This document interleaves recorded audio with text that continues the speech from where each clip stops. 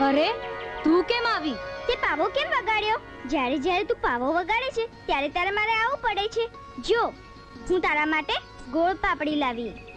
પણ હવે આપણે મળવાનું નથી. માએ ના પાડી છે ને. હવે આપણા લગન થવાના. પીઠી ચોળેલ છોકરીએ આમ ઘરની બહાર ન નીકળાય, સમજી? અને પીઠી ચોળેલ છોકરાએ ઘરની બહાર નીકળાય? છોકરાની વાત જુદી છે. કેમ? એમ એમ કેમ? એમ કેમ તે એમ એમ. જા, હું જાઉં છું. અરે અરે, રિસાઈ ગઈ. જો હું તારા માટે શું લાવ્યો છું. સુંદર આભલો. આમાં તું કેવી મીઠડી દેખાય છે.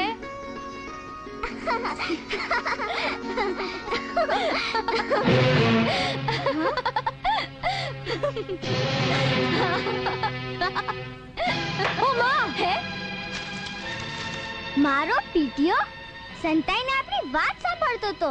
એમ? અલ્યા એ ઊભો રે હરામખોર. હજી એ કહું છું, તું માની જા બેન. શા માટે હાથે કરીને હીરા જેવી દીકરીને કૂએ નાખે છે? હજી એ વેળા છે, તું માની જા બેન. ભાઈ, એમના હાથે કરેલા વિવાહ હું નહીં તોડું. એ પાપ હું માથે નહીં લઉં. તે તું નહીં ઓઢે તો મારે શી ગરજ પડી છે? મારે આમાંથી ક્યાં 5 પૈસા કમાવા છે? કે વાતે સમજતા નથી. ભાઈ કૌર મહારાજ જી, લખી નાખો તમ તમારે લગન્યું, અને લખાઈ રહે એટલે આપી આવો વરને ત્યાં જઈને. હું તો આ ચાલ્યો મારે ઘેર. ભાઈ, મારી વાત તો સાંભળો પણ.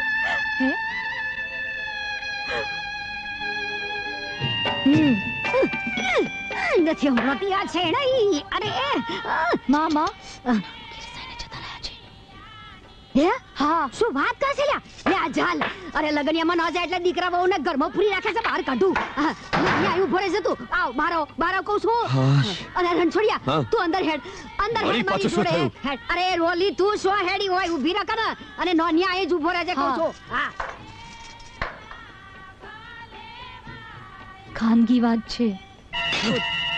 હા બરાબર.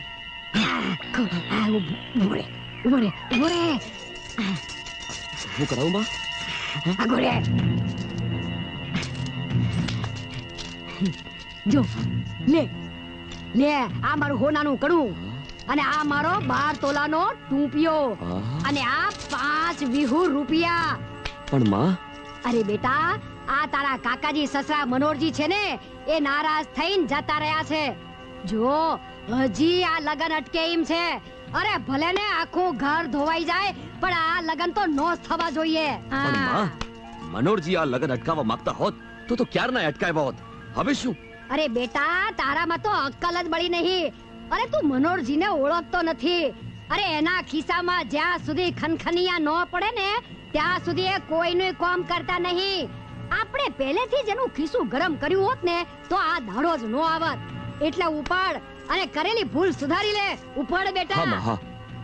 અરે હવે જો આ લગન નો અટકાવું તો મને ફાટ કૂતરી કેજે. રાજુ કાળુનું લગન તો જાણે ફોક કરાવું, પણ રાજુડીને બીજે પરણાવી ક્યાં? તાત્કાલિક એના માટે બીજો વર મળે ક્યાં? કેમ, મારો ભાઈ નાનિયો છે ને? હે, ફેર પરણાવો છે? નાનિયાની વહુને લગન કર્યા પછી તેડી જ ક્યાં છે? ને તેડવી એ નથી. મૂળ તો છે પગે ખોડી, ને તેમાંય 12 ગાલનો મિજાજ. રણછોડજી, પંચ પીકી ખાશે હો. અરે પંચ શું શું ખાય છે એની મને ખબર છે કાકાજી. પંચ તો પરમેશ્વર કહેવાય. એ તો જે દંડ થશે ને તાબડતોબ ભરી દઈશું. અરે તમે આ લ્યો મારો 12 તોલાનો ટૂંપિયો. એકવાર પહેરીને પંચની વચ્ચે બેસો, પછી જુઓ તમારો વટ. વટ તો ઠીક મારા ભાઈ, પણ આ ભાણેજ્યું સુખમાં પડતું હોય એ કોને ન ગમે? પણ તમારી બુન ગલીનું શું? એને તો નાતનું પંચ બોલાવવા હું સમજાવી લઈશ. તો શું ભલા માણસ, ઝટ કરો અને આવતીકાલે તમારી બુન ગલીને ત્યાં નાતનું પંચ કરો ભેગું. આમાં મારા એકલાનું કામ નહીં, પેથા પટેલને પણ સાધવા પડે. અરે પેથા પટેલ પણ છેવટે તો માણસ જ છે ને. આ લ્યો પેથા પટેલ માટે.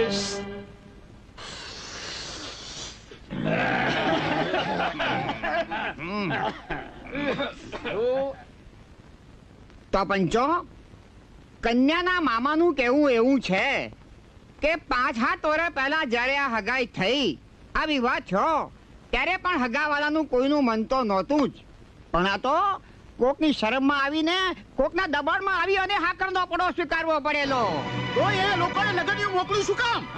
અમારો પીઠી ચોરેલો કાળું કઈ એમને આમ રહે છે? તો શું તમે રાજુનો ભાવ બગાડવા માંગો છો હા? ધીરે પડો